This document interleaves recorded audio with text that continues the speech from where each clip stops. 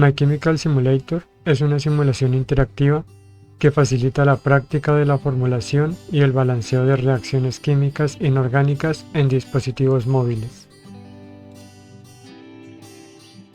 En la pantalla principal se encuentra la opción para comenzar y la opción para acceder a la pantalla de configuración. En la pantalla de configuración se encuentra una opción para cambiar el idioma entre inglés y español y una opción para reactivar el tutorial si se desea repetir. Al elegir la opción para comenzar de la pantalla principal, se accede a la pantalla de juego. En esta se encuentran tres pestañas del lado derecho: reacciones, compuestos y tabla periódica. En la pantalla tabla periódica se seleccionan los elementos para usarlos en la pantalla de juego.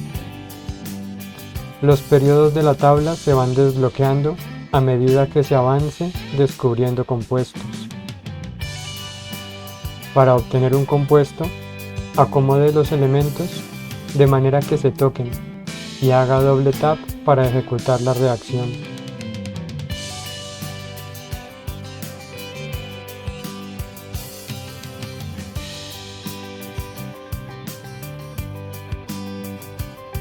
En la pantalla Compuestos se encuentran los compuestos ya obtenidos agrupados por categoría.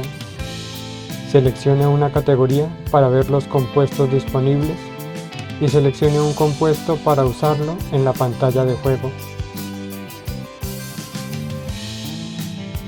Para realizar una reacción, tenga en cuenta que ésta debe estar balanceada, agregando los elementos y moléculas necesarios.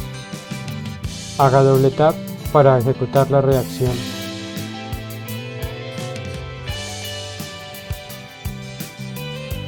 En la pantalla Reacciones se listan las ecuaciones de las reacciones que ya se han realizado.